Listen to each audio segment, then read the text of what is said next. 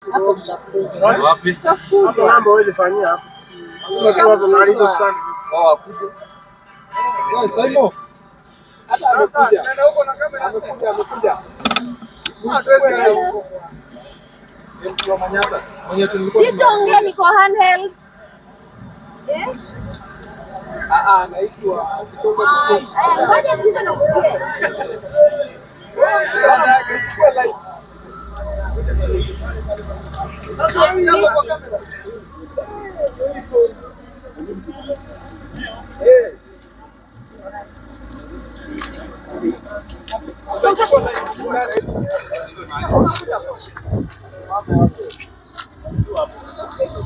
Hapo sawa. Hapo. Kamera side wana kwa magari ya nje. Okay, iko ile side.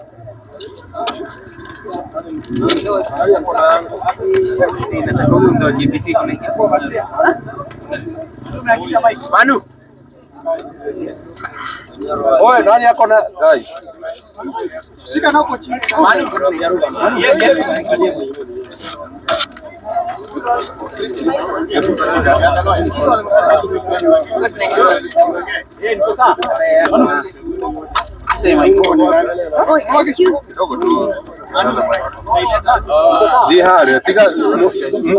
Mnenda mahali yuko. I can't see anything. Sawa. Kirui. Ben, nishikie hii Ben, please. Chukua live. Sasa ni nani? Unaanza na nani? Unaanza na nani? Wakili. Kon. Songa. Niambie kama ndaongeza live. Wakili. Wakili ndio huyu ongea. 1 2 Ngoja. Kwa sawa. Kila mtu ako sawa. Hiyo right ishikwe vizuri. So, ndio tuharibia. My name is Patrick Gepwa. Yes. Yeah. Can I start? Yes, my name is Patrick Gepwa. I'm part of the legal team that is representing Mheshimiwa Mukunji. And today we came here at the DCI headquarters in compliance with the ruling that was made by the Kahawa law courts when Mheshimiwa was issued bail, and one of the conditions was that he should avail himself whenever he's needed by the DCI. So we were here today to honor that condition by the courts. Yeah. Baby, why has it taken statement? Tell us about this. Well, now we arrived here at around, what time was it? At around 10, and they kept us waiting for a very long time, but eventually they came. They grilled him. They asked him the relevant questions they thought were relevant to their case, and we answered their questions because we don't have anything to hide. Mheshimiwa is a member of parliament, is an honorable member of parliament, and he's a servant of this country, and he has nothing to hide. So whatever trumped up charges that they would want to prefer against him, we have nothing to hide. We are as open as a book. So whatever questions they ask, we answer the questions. Okay, yes. Tell us a little bit about the contents of the statement. Well, basically it was about his whereabouts on the 7th of July 2025. And we told him exactly where he was. He gave an account of his day from the morning to when they arrested him. So basically that is what we gave him. Now, maybe I can add that yes, my name is Elijah Jagger. I'm one of the lawyers for Mukunji, and Honorable Mukunji, Member of Parliament for Manyatta.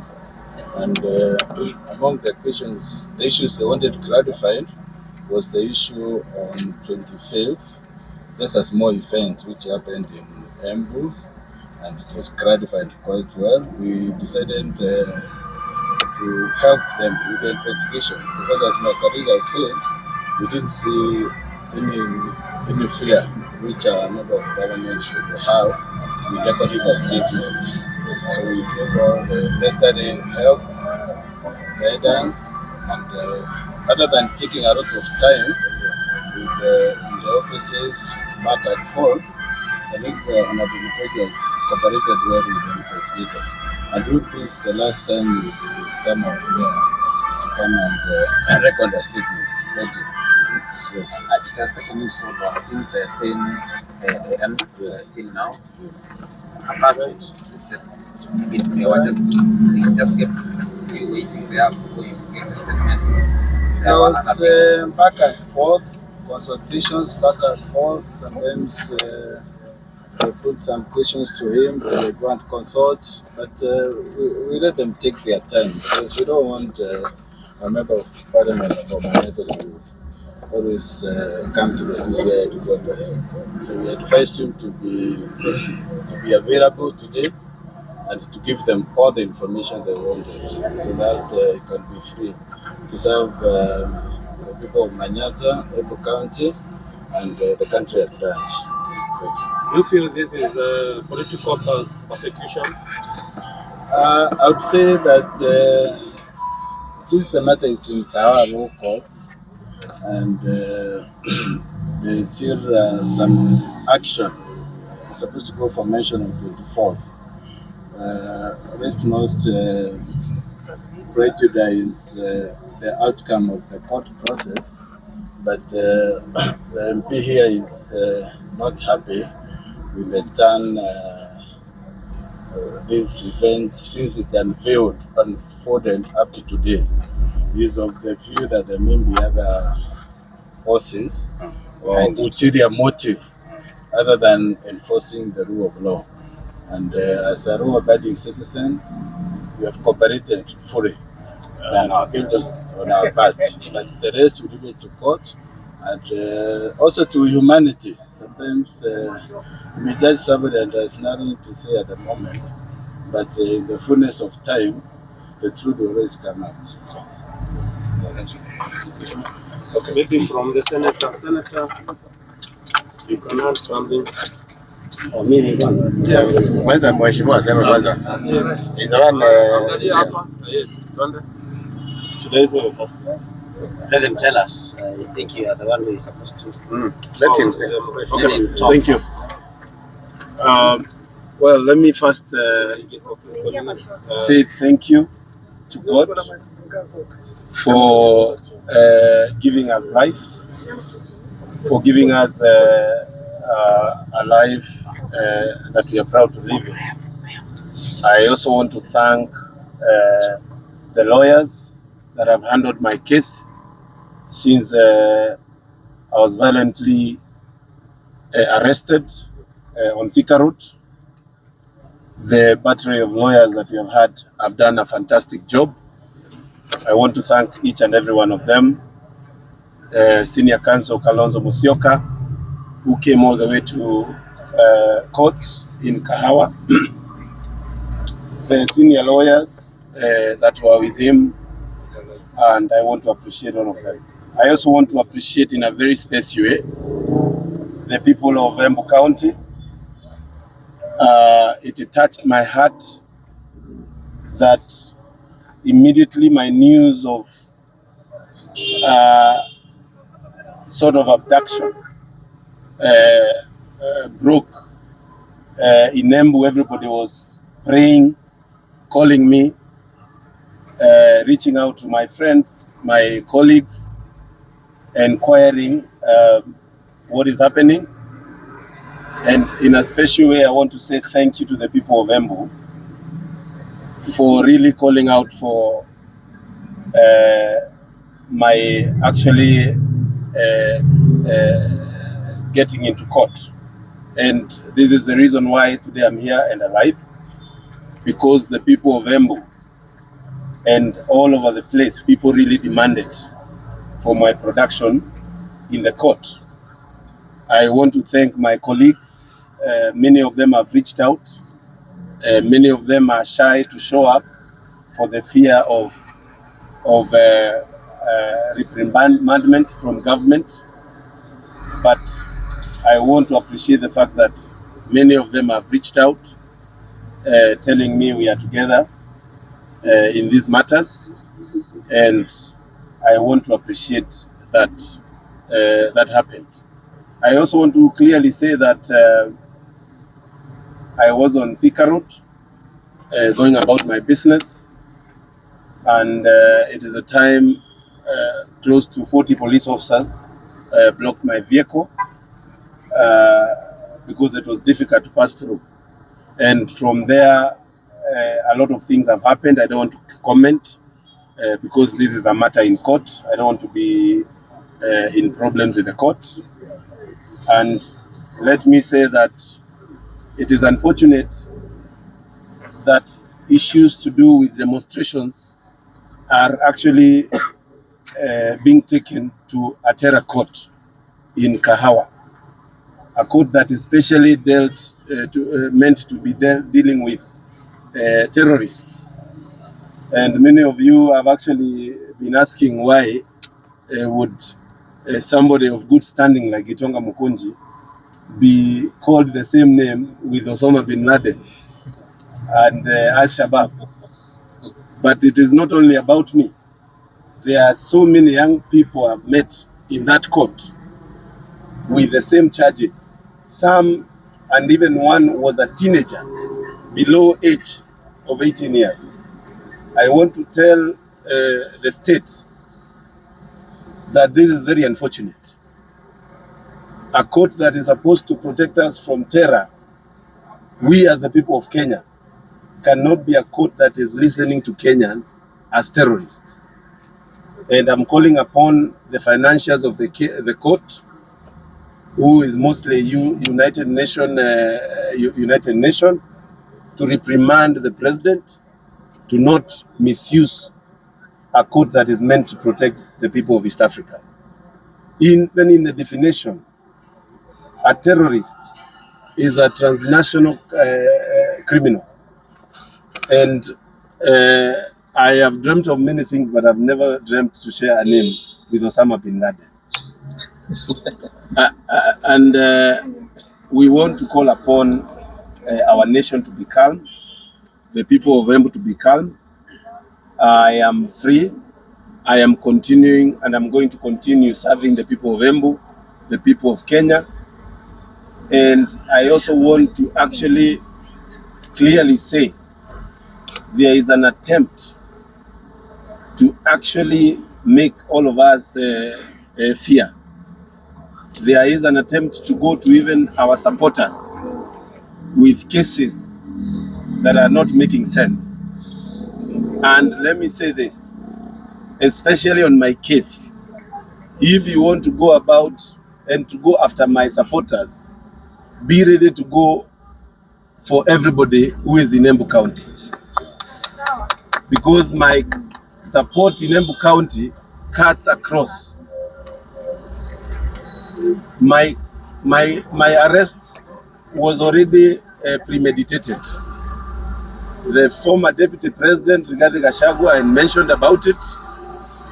He had said they are looking for charges to charge me, courtesy of a request from a certain governor.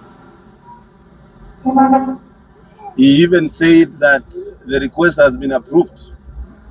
And me, I thought it was jokes, only to appear on the road and 40 police officers bumped on me. Even another member of parliament had clearly indicated that I'm on the look to be arrested. But I want to say that they can arrest my body, but my spirit is free. I cannot be cowed. I will not allow myself to be put down. As a leader in this nation, I have the same rights to live in this nation as anybody else, including the President of Kenya. I have all the rights to be free in this country as long as everything I'm doing is within the law. But all I can say, let's wait for the case to continue.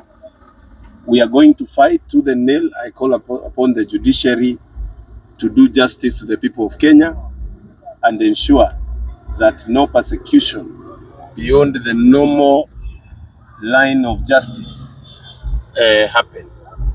But the use of the justice the criminal justice system to come after political opponents is actually something that is retrogressive and is going to be fought to the nail to ensure that does not happen. Thank you very much. One last question. You are hospitalized at some point. How is your health right now, and how did the police handle you at the time of arrest and at the time of your release? Well, I want to thank the courts. They gave instructions clearly that everybody has a right to health, and I was treated. As a matter of fact, the time I was arrested, I was heading somewhere to be checked, but that is neither here nor there. Right now, I'm fine. I'm of good health, and I'm going to continue with my work as it's supposed to be. Thank you very much. So thank you. We are here in solidarity with Honorable Mukonji. So I've just said that we are here in solidarity with Honorable Mukonji, who, like he has explained and the lawyers have explained, has been here since 10 a.m. And of course that's harassment because you possibly cannot be writing one statement since 10 a.m. this morning. But because I do not want to delve into the substance, the merits or the merits of the case, because of course of the rule of sub judice, but nobody doesn't know that Honorable Mukonji's tribulations started when he fought for the rights of one Billy Mwangi who was abducted following last year's Gen Z protests. And that is when Gitonga Mukonji, MP for Manyatta, became a marked man. And of course, like he has explained, we know that somebody is very uncomfortable because Gitonga Mukonji, again, it is known that he has ambitions. He has gubernatorial ambitions in Embu. And like he has explained, it has been reported that somebody had requested for his arrest. And this is what now should be considered as terrorism. The people terrorizing those who are opposed to some of these very evil government policies, like abductions and that kind of thing. As we sit here, as we stand here with Honorable Mukonji, Honorable Jen Kihara has also been, I think, arrested and is on her way here. I don't know whether she has been able to reach this place. And so we know that this is political persecution through, of course, trumped up charges. And like Honorable Mukonji has said, you cannot charge a demonstrator under the Kenya Anti-Terrorism Act. We know that some young men and women, members, officials of BCP have been charged under Anti-Terrorism Act because allegedly they torched Kikuyu police station. But Mawego police station was torched somewhere in Homa Bay. No youths have been arrested and charged under Anti-Terrorism Act. And so this is political tribulations, and your guess is as good as mine regarding who is being charged under Anti-Terrorism Act and who is being spared such where the same offenses, if at all, have been done. But we thank our courts that our judicial officers are actually impartial, and we expect justice for everybody. For now, we want to say that no amount of intimidation, arrests, or whatever it is will intimidate us, will make us cower away from fighting for the rights of Kenyans, for fighting against the violation of human rights in this country, and for pointing out at the evils and the ills being perpetrated by this government, including economic crimes and many other crimes, including, failing completely the education system, the health system. We shall continue talking about that. For now, we continue praying for Honorable Mukonji, for God to protect him and to give him good health. Thank you very much. Thank you. Can I say something first before I get? No, I think before Akili talks, it's important that you also mention that this harassment has been largely targeted at the people who are seem to be opposed to government. If you listen to the comments that are being made by people who are in government, in Nelson corrected the words he said. We know what Honorable Kampet has said. We have very many people who are speaking bad things, who are trying to incite Kenyans against each other, but nothing is being done. What we are asking is very simple. If you are summoning people who seemingly are opposed to you, you also need to use the same sword that you are using and summon those others. So that when DCI are arresting people, they arrest members of parliament across board. They don't arrest members only who are seem to be opposed or who are fighting for the rights of Kenyans. We need to be clear. And then one thing that will not happen is we will not be intimidated. And that is something that really should sink very deeply into this state. That whatever you do, however many people you arrest, whatever you trumped up charges you bring against people, no one will be intimidated to stop speaking about the ills of this government and the people of Kenya. Need somebody to fight for them. Thank you. Your names for the record. Munyoro MP Kibungo. Joseph Munyoro MP Kibungo. Thank you very much. Yeah, my name is Wakili David Mureu. I'm a member of parliament for the Tanga constituency. And I'm here by the virtue of being the lawyer for Jane Kihara. I'm a member and also the lawyer for the DCP party. I think today, as you have seen, Jane Kihara has been arrested from her house in Naivasha. And the reason for her arrest is purely because she has failed or refused to heed to unjust, unfair, and illegal summons. And maybe it's good for the members to understand that she was summoned under Section 132 of the Penal Code.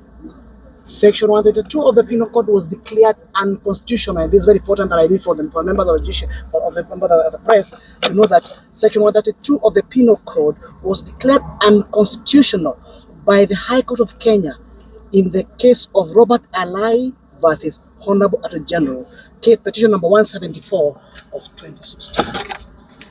That's why Jane Kihara is here.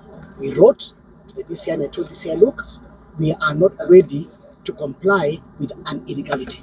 But because this government has become rogue,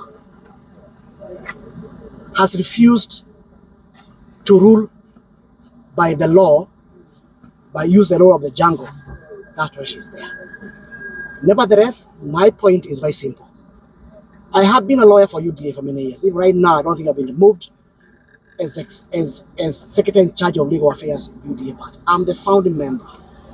One of the tenets of the UDA party in Kenya Kwanza was to uphold the law. You do remember that when President Ruto went to the streets, to every corner of this country, what he was saying and promising Kenyans is that he will rule by the law. But all you're finding is has discarded the constitution, had discarded by the law, now he's using the law of the jungle. Secondly,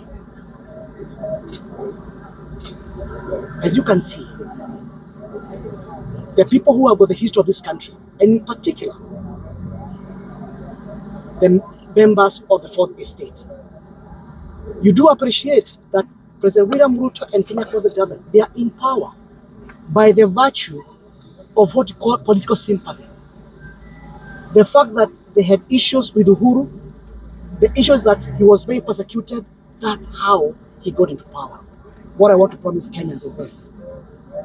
The same medicine which is being meted against the members of the DCP party, in particular people who have said we do not stand for misgovernance, corruption, lack of employment, mismanagement of the economy, and even including building churches in State House.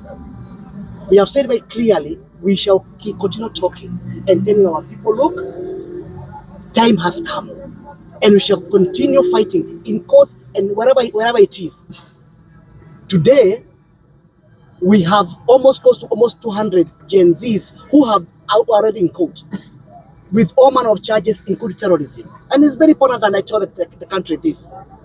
When you charge people, the citizens who were exercising their rights under Article 37 of the Constitution, freedom of speech, freedom of demonstration, and freedom to picket, and you turn them to become terrorists, you may succeed in trying to suppress them. But what you're also suppressing, you are sending a message to the whole world that Kenya is a country of terrorism. Kenyans are terrorists. So investors go away. Tourists don't come because your security is not guaranteed. So you may try to kill or to suppress the popular position of the people, but in my opinion, that is the one of the most let me say unthoughtful idea to charge Gen Z is killing a fly with a sledgehammer. The impact on this country in terms of, in the eyes of the public, in the eyes of the international community, that Kenya eventually will become a pariah. And therefore, as we try to bring public order, my final remark is as follows, and I say this in Parliament. You may suppress members of Parliament, you may suppress Gen Z, but until this government addresses the actual issues which are making Kenyans angry, this is what you see right now is just about the party, because Kenyans will not going to allow to be suppressed. We need to address and go back to the manifesto, go to the default vote mode and address the issue of unemployment. We need to address the promises given by this government that they'll create jobs for these people. Kenyans are jobless. We want to address the fact that we were told we be put money in our pockets. Instead of we put the money in the pocket, that money has been removed from the people through overtaxation. We want to be told that they promise that corruption will come to an end. What is happening right now? Corruption is on all-time high. In fact, what you call planned and budgeted corruption in our budget. And therefore, Jane Kara is one of them, is going to be court tomorrow. Many others will be in court tomorrow. Some of us are even walking around with court summons and even court orders to hold us from being prosecuted. But it will happen. One of these fine days, we'll get a country which respects the rule of law. Thank you very much.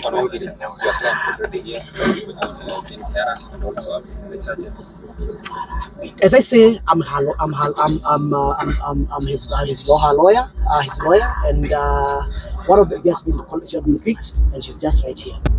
Of a country, but if you intimidate elected leaders and criminalize the criminal justice system, it's not going to work. It's not going to be a remedy. So I'm asking and urging all the young people to be courageous, to be strong. We are behind you, and our courts to continue to uphold the rule of law, so that we can have a country. Kenya is a country governed by the Constitution and not by a will of a few people. We are also asking the president that we've seen a few people associated with him still going scot-free after issuing very serious statements that undermines the law, that undermines the peace of this country. We've seen the chairman of security, Mr. Koech. We've seen McClap. We've seen even the minister for